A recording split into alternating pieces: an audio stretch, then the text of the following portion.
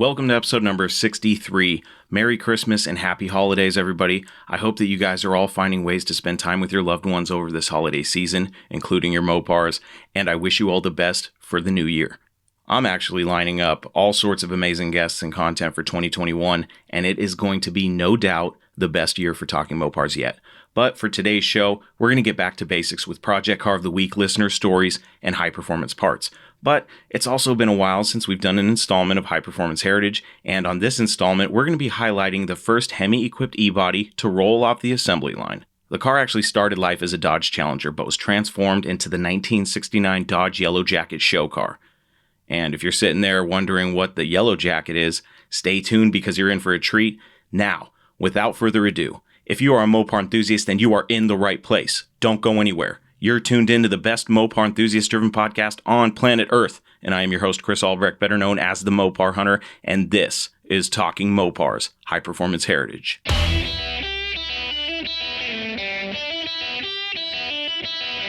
You're listening to Talking Mopars with the Mopar Hunter, your direct connection to all things Mopar.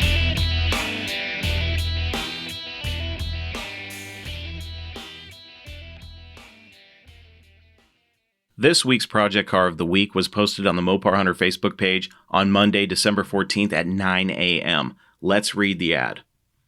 1969 Dodge Dart 340, 7,000. This is a 1969 Dodge Dart 340 4-speed that is now a drag car. It can easily turn back to a street car. There is an 8-point cage and drag seat with 5-point harness. It is mini-tubbed with springs moved into frame. 8 3/4 rear end with 410 gears, strange axles with 3-inch studs. It has the 4-speed in it with Hayes Racing clutch and QuickTime bell housing. The shifter is a Hurst V-gate with line lock control button. The heart of this beast is a 1973 40. 10.9-to-1 compression, dome pistons, 550 solid flat tappet cam, adjustable rockers, 3/8 push rods, YN7 510 intake, 340X heads that are ported with new valves, springs, retainers, and locks. Headers are W2 style pipes with 24-inch collectors with evac tubes. 7-quart Moriso oil pan and windage tray, electric water pump, and the original numbers radiator. The engine has about 20 minutes of run-in time. Engine was built several years ago, but just fired this past week. Runs excellent. Wheels are centerline knockoffs. I believe American Racing 15x10 in rear and 15x4 skinnies up front. Still has factory suspension up front with leaf springs out back. Electronics are MSD with Excel Racing coil with Mopar electronic distributor. Nothing fancy, but the combination works well. Original gauges are missing. Dash is there. The body is in good shape. It is an original Texas car. Needs left lower quarter work. Has aftermarket fiberglass hood. Rest of car is factory steel with all the glass. This is an original 4-speed car. From the history I got on the car, it's been raced since the late 70s through the early 2000s. This is not a showstopper by no means. It looks good to go racing. If you're motivated, restore it to its former glory. Not a lot of these cars are around, even less are for sale. Will negotiate slightly. Worth more in parts than what I'm asking. Willing to entertain possible Mopar trades. Only Mopar. Call, email, or text. Delivery available. I do not need help selling this vehicle. Title status is missing. Alright folks, this Dart is a pretty cool drag car that comes with a lot of parts. It is actually a real Swinger 340 according to the VIN, and if you've been listening to this show for a while, then you probably know how much I like retired drag cars. I think they make awesome projects, and this Dart is no different from that. My biggest complaints are that someone actually butchered the 4-speed tunnel for the setup that this car has, and that the title is missing. The seller seems to be willing to negotiate, which is a good thing since any money saved in this deal can actually help offset the costs of getting this thing back on the road or the track. I actually really like the fact that it's a real Swinger 340, but it doesn't have the original engine, which is, kind of a detriment to the car. But at least it does have a 340 in it that runs and was supposedly rebuilt, so that's always good. And if you buy this thing, I'm sure there's going to be a ton of stuff to fix on it since the last time it saw the track was in the early 2000s, but it might make for a really fun project, so don't count it out just yet. I'd like to see the price around $5,000, but likely you'd end up somewhere in the middle, which isn't that bad for a Swinger 340 4-speed car, even though it's not technically, what it once was. It's just a drag car, but if you really wanted a Swinger 340, you could turn it back to that. But me, I like the nostalgic drag race car. I like that kind of stuff. I love A-body projects, and maybe you don't. I'm okay with A-bodies. I'd love to have a B or an E-body someday, a cool C-body, but for now, A-bodies are what I can afford, barely, so that's what I'm going to stick with. If I actually brought this one home, like I always say, I'd assess the car and then tackle the safety issues first, and go from there, leaving the aesthetics for last. I like the idea of getting this thing streetable again, but ideally use it mostly for a track car. But I think a nostalgic looking, ratty Mopar drag car would be really cool. And I think that these, ratty drag Mopars brought out of retirement are going to start getting really popular. So if you're into that style, but don't have your car yet, don't hesitate from gathering some cool vintage drag parts at the swap meets, from online groups and forums, or eBay. They're a hot commodity now, and I think they're only going to get hotter. So get them while they're hot. But if you have the cash, go pick yourself up a cool nostalgic drag Mopar like this Dart. That was Project Car of the Week, the 1969 Dodge Dart Swinger 340 retired drag car, posted on the Mopar Hunter Facebook page on Monday, December 14th at 9 a.m. No Mopar left behind.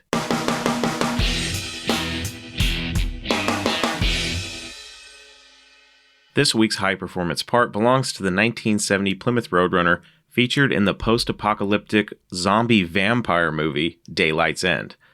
This Roadrunner hero car is a battle bird. From what I know, it started life as a 383 727 car, but was converted at some point to a 440 with a 4-speed. And the reason why I call it a battle bird is because it's outfitted with armor all over the windows and basically looks like something out of Mad Max. Even the paint, which looks to be B3 blue, is weathered into a nice patina, so it just has kick-ass written all over it. And if I was going to be in a zombie apocalypse, I'd probably want this thing too. I thought it was pretty cool to see a post-apocalyptic looking Mopar in a movie, and that's why it ended up being featured in this segment of the show. And if you want to see pictures of the car, just look up Daylight's End Roadrunner, and you're going to see pictures of it. It's a really cool car, and there's actually an interview on YouTube with the owner of the car, and he talks about how he got his car involved in the movie and all the fun stuff associated with that. So be sure to go check it out. That was this week's high performance part, the 1970 Plymouth Roadrunner, featured in Daylight's End.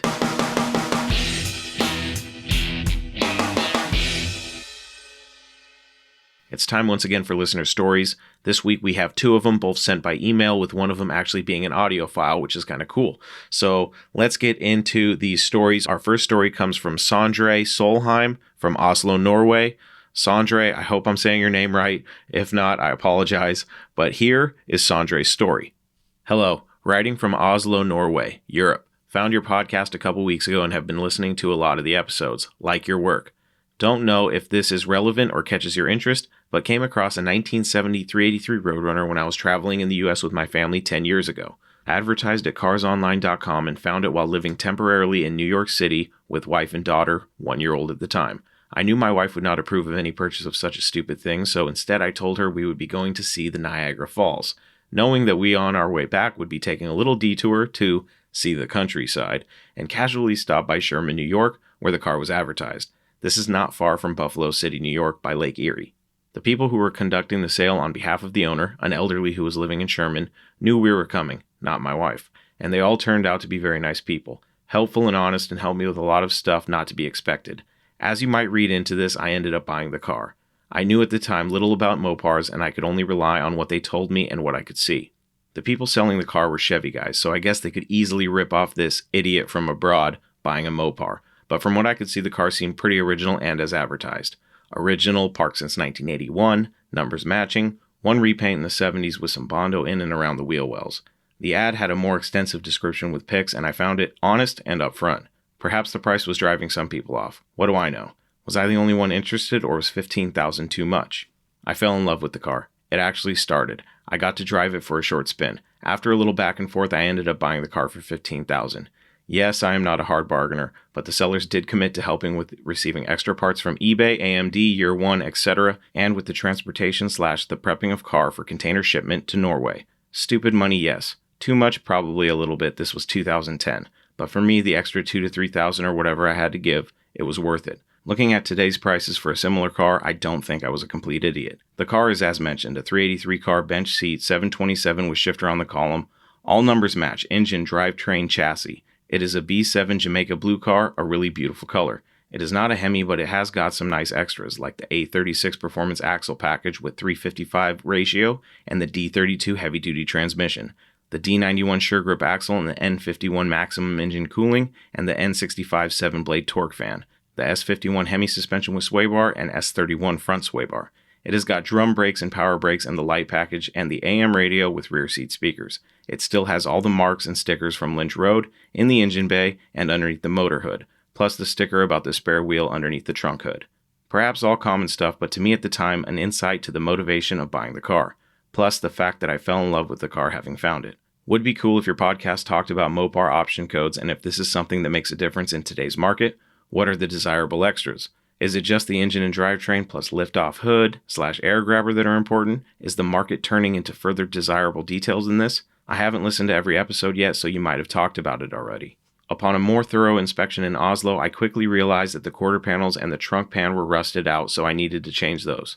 Also, someone had welded on a piece of metal underneath the back of the car as an extra support for the rear bumper, so I assume the car has been involved in an accident, hit from behind.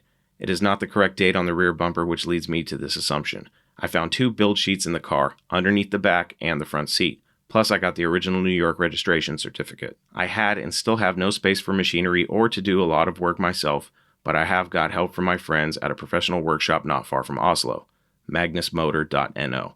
AMD supplied new metal parts, and a very skillful friend of mine did the bodywork, new quarter panels and trunk. As far as the drivetrain goes, only the cam and lifters have been changed, purple line from Mancini Racing, and a thorough taking apart, putting back together, replacing obvious broken and worn parts in the engine and drivetrain, gaskets, hoses, etc. All of this work has been done by magnusmotor.no. In English, this would be Magnus Engine Incorporated. Magnus is a first name. They have really done a great job, and I would recommend them. The market in Norway for old Mopars is not huge. I guess I will end up putting at least $25,000 plus the sales price of $15,000 into this car. In 2010, the dollar versus Norwegian currency was weak, but still. Yes, that is a lot of money, some of it due to paying taxes on importing the car to Norway, but still. Stupid money? Yes, I know. Is it worth it? Yes, it is. I will never ever probably sell the car. My kids can sell it if they find the right buyer. In 5 to 10 years, they will recoup my expenses. Or will they? What are your thoughts on the market? Still rising? What cars and combos would one expect to be safe investments? Having had it for such a long time, just sitting there has skyrocketed the value of the car, although I am the only one recognizing that fact. My history with the car is not worth a dime, laden with personal nostalgia. I received a car at the Port of Oslo in 2011 and will finally hit the streets of Oslo as soon as the snow and bad weather is off the streets springtime 2021. That will be a good day. Besides the questions about where the market is going, it would be cool to hear your opinion on the car and what to do with it. I am looking to having it repainted, but only on the outside, keeping everything else as original as possible. What to do with a semi-desirable Mopar, or does some of the extra options build sheet make it more desirable? Your thoughts? Best regards, Sondre B. Solheim, Oslo, Norway. Hey Sondre, thanks for sending in your story. Let's get to your questions. So, you were asking if $15,000 was too much to pay for the Roadrunner. My opinion is no. I actually recently was looking at a 1970 Roadrunner project car. It was orange, 4-speed car, but it was a complete project, and it's $15,000. And when you looked at yours, it was running and driving, so that's good. It was back, 10 years ago in 2010? That's still not bad money. I don't think you've lost a dime on it. In fact, I think you gained money. It's B7 blue. That's a pretty desirable color if you ask me. I think it's kind of rare, but rare, I hate to throw that word around too, but I would say desirable. Definitely desirable color because it's something that you don't see every day.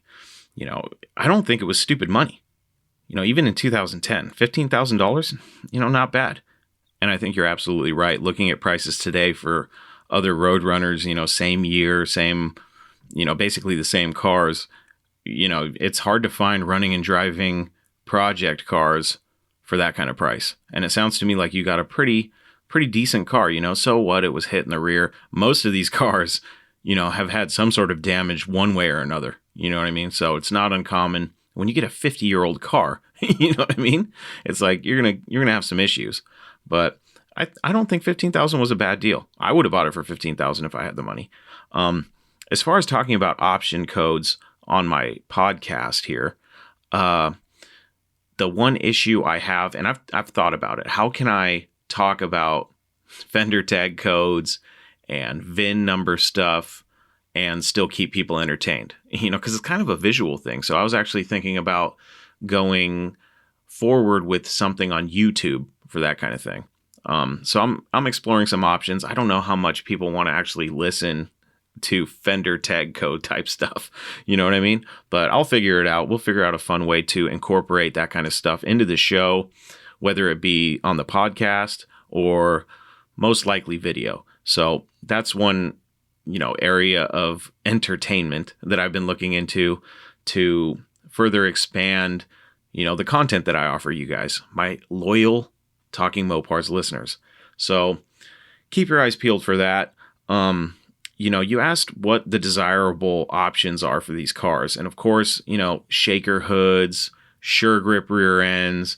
HEMIs, any big block car, performance model, any performance model is pretty much desirable. You know what I mean? But even you look at 318 Challengers and people just want the bodies.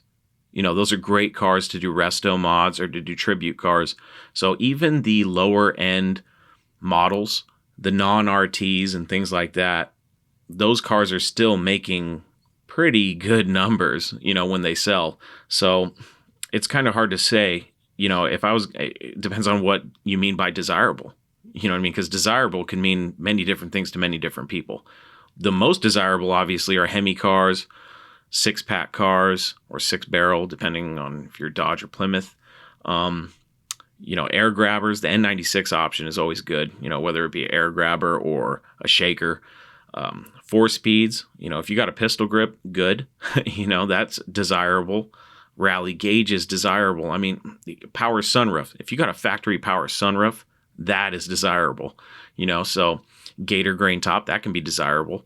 So the list goes on and on when you talk about, desirable extras. Now, if we're talking about cars individually, the cars that have, 2 fender tags because they have so many options, those are really desirable because, you get so much in one car. And that's when you start getting into all the fender tags and all the options on them for specific vehicles, you can really dial it down as far as how rare that car is, particularly. You know what I mean? You may have a car that there is no other car like it with those same options. So technically that's a one of one. So that would be a desirable car. Now, how much does that add to the value? It depends on the car. You know what I mean? So there's really we could go down a rabbit hole talking about, what's really desirable. But, if you asked me what was the most desirable, I would say, any cars with 3 2-barrel carburetors on top of a 440 is a desirable car. And obviously HEMI car is desirable. Those are the top of my list. Convertibles, you know what I mean? CUDA convertibles, desirable. Any performance model of these cars is desirable. So I wouldn't necessarily say that it's just the engine and drivetrain. Like I said, man, you could really go down a rabbit hole with this. But, hey, if you got a HEMI car, that's very desirable. I guess it depends on the person, too. So we're not going to go down this rabbit hole too much farther. But that's basically, my thoughts on it. It just depends on the car. That's it. As far as the market for Mopars in Norway not being big, that's good for you. You put in $25,000 into that car, with the total investment cost of $40,000. It's hard to find a decent Roadrunner, that's been even partially restored, that is in good running and driving condition for $40,000 in the States. So I can only imagine if you had to go to the United States to get one of these Mopars back to Europe, that's a cost in and of itself. If you come over here and you spend $40,000 on a really nice Roadrunner and you take it back to Norway, you're going to have some extra costs, the importing cost, all that stuff. So I think you're in the right ballpark. I think you're doing great. I think you should keep restoring this car as much as you want. You know what I mean? Don't throw $100,000 at the car, but $40,000, $50,000, that's a pretty good investment, and in 20 years, your kids will probably make some money on the car, to be honest, if they wanted to sell it. So I don't think you're doing anything wrong. In fact, I think you're doing the right thing. I think you got a good car because the Roadrunner is one of those, it's like a universal car that everybody loves, because it's the Roadrunner. So I don't think you'll ever have a problem getting rid of it in Europe if that's what you wanted to do. Let's see, what else were you asking? You were asking my thoughts on the market for Mopars, and I'll just touch on that again a little bit here. And I think the market is still strong. I don't see it going anywhere. I see project car prices still continuing to rise, even with lower end models like the A bodies. They're still coming up in price. So, are there deals to still be had out there? Yes, absolutely. But they're few and far between, it seems. I look at thousands of these cars, and only a handful of them are really screaming deals. And when they're that good of a deal, they're gone. So the market is still strong, in my opinion. Now, from what I understand, all these big auctions, your Mecum and Barrett-Jackson and, these high dollar auctions, from what I understand, people are telling me that the prices are starting to come down on these really desirable Mopars that we were talking about earlier. So, the project car market, I don't see slowing down anytime soon. But apparently the higher end, more desirable collector Mopars are coming down in price. So that's what I've heard. I haven't experienced it because my wallet is not that fat. My pockets are not that deep yet. So I try to stay out of that world and stick to what I know, which is pretty much project cars or driver quality cars.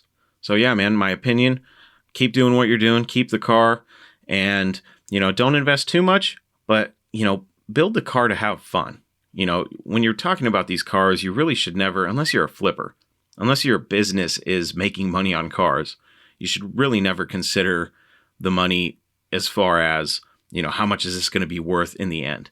The most important thing is, are you going to enjoy it when you can drive it? If you can, if that car gives you a smile every time you look at it, if that car makes you smile every time you get in the driver's seat, you put that right foot into the ground and, burn some rubber, does it make you smile? That's all that matters, So that's my opinion, and I'm sticking to it. And yes, I will add one more thing, and that's that any documentation you get with your car, like build sheets, even fender tags. Some people buy these cars with no fender tags, which, is kind of a pain. But, if you got a fender tag, you got build sheets, any documentation you can have for that particular car is a good thing.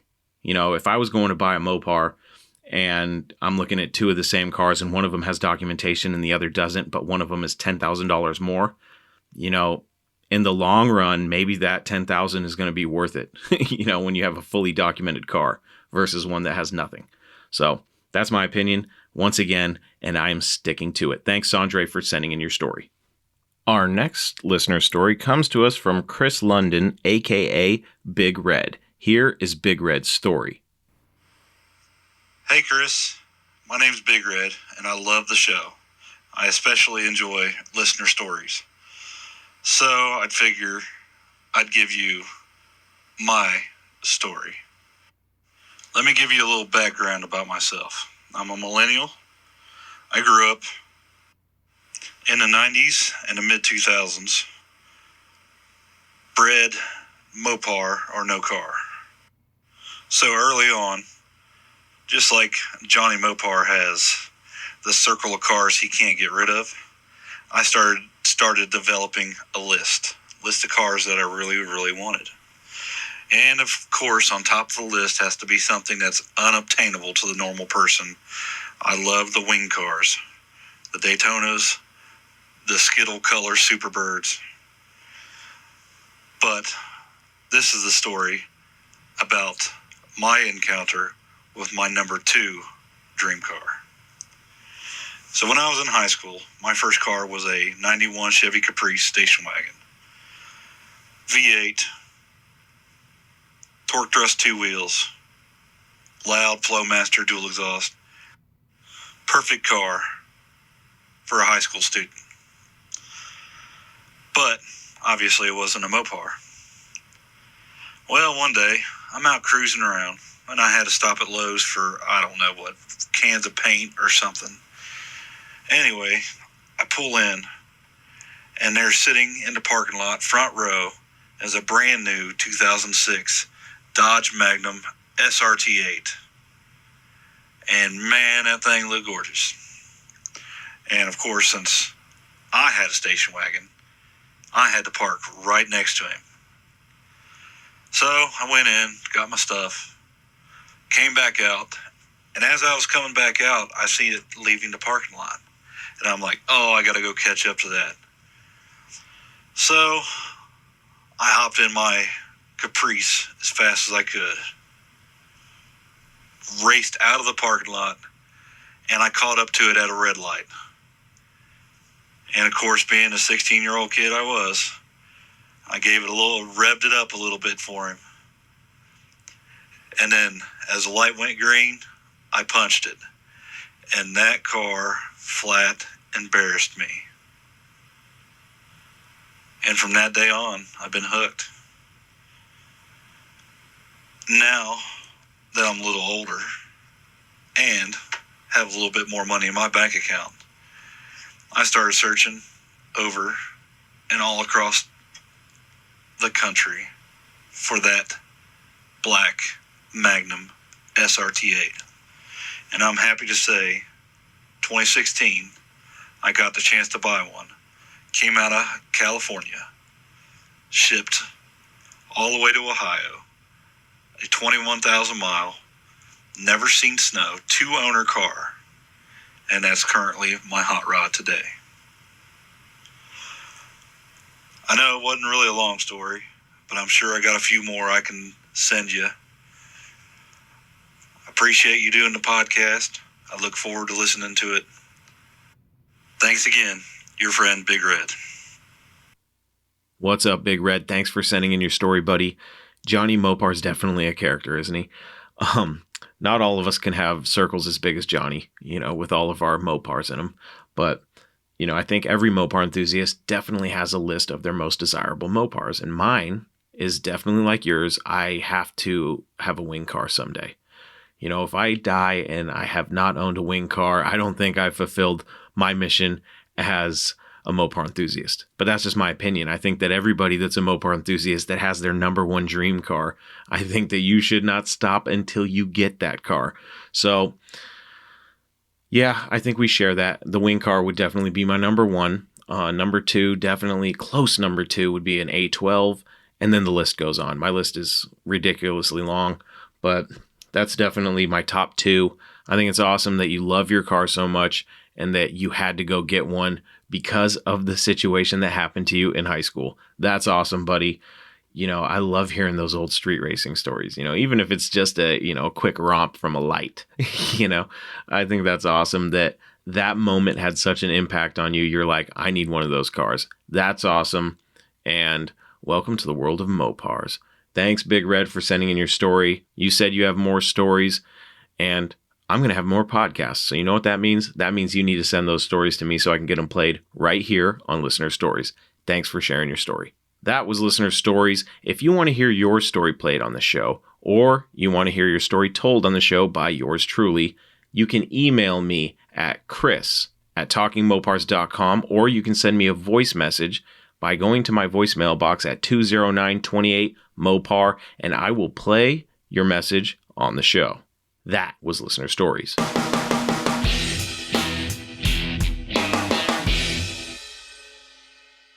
In 1969, the first of Chrysler's E-Body platforms started to roll off the assembly line.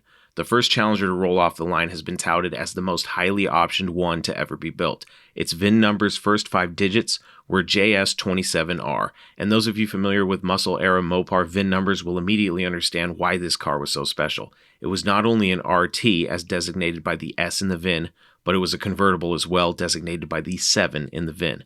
What really made this car special was that it was an R code, which meant that this Challenger RT convertible had a 426 HEMI. Someday we'll make some time on the show to break down Mopar VIN numbers, as Sandre suggested earlier, but that was just a quick breakdown of this particular car. This car was built to the hilt. It was triple black, and to drive this car, you'd have to know how to row through gears because it was a 4-speed. And it was also the first shaker hood equipped production car, too. So, the list of firsts for this car is long. Other options were the Dana 410 rear and power windows. This car was an awesome machine. Unfortunately, this car never saw a showroom floor from where it would have been sold because Chrysler decided to pull it from the assembly line and send it off to become a concept show car.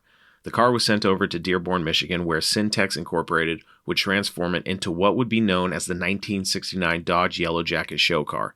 Syntex converted the car to a 2-seater with a target top. It had side pipes, an electric rear spoiler and back window, mag wheels, and some other mild modifications like a custom grille and taillights. The car was also painted yellow because Of course it was. It was the Yellow Jacket. The car was created as a way to test what would have been Ma Mopar's answer to the Corvette, but as this story goes, that never happened. Rumor has it that more attention was given to the pretty young lady posing with the car than the car itself. Go figure. I wish I could see this girl. You know what I mean? I wish I could see this woman that was standing next to this Yellow Jacket, ridiculous 2-seater Challenger hybrid, so I can see, how hot she was. She must have been hot if people weren't even looking at the car. You know what I mean? But moving on. Only weeks later after the show, the paint job started failing on this car. And because it was so underwhelming, as a show car, the impact was so little on this car, the Yellow Jacket would be sent again to Syntex to be customized even further. And it was actually reborn as the Diamante, which meant diamond in Spanish. And in my opinion, the Diamante is still a better name than La Mancha would have been. And yes, that was in fact a callback to episode 1 of this podcast. Hopefully some of you will remember that reference, but if you don't, go back and replay episode 1 to learn what the La Mancha was, or rather what it almost was. Let's just be thankful that name didn't stick. Getting back to the Diamante, it debuted at the 1971 Detroit Auto Show and was considered in the August 2012 issue of Mopar Action magazine as the most valuable Mopar on the planet. The Diamante is a short story for another installment of High Performance Heritage, but what I can tell you is that it was retired from the show circuit with only 600 miles on the odometer and eventually made it to the Steve Giuliano collection. Rest in peace, Steve. So that's the short story of the short-lived 1969 Dodge Yellow Jacket show car, and that was High Performance Heritage.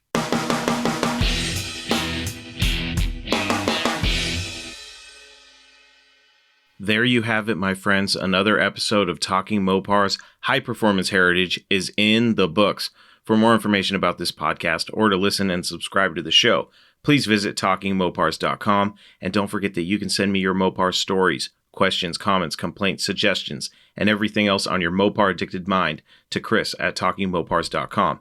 Or leave me a voice message on my voicemail box at 209-28-MOPAR to hear yourself on the show. Special thanks to my friends over at HEMIPages.com and DIYHEMI.com.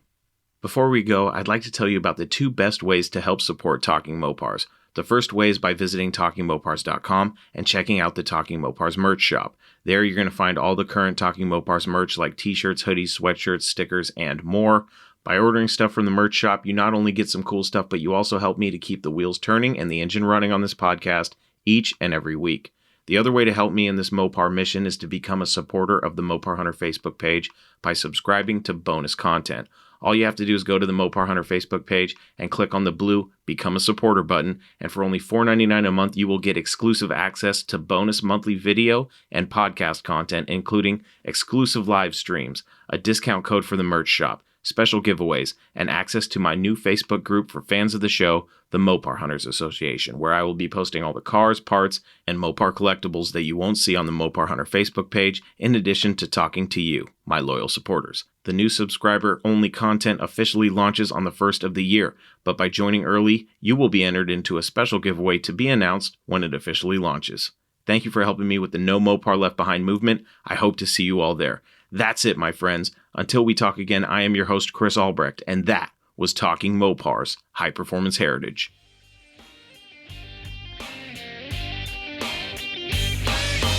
Thank you for listening to Talking Mopars, your direct connection to all things Mopar. Until next time, remember, no Mopar left behind.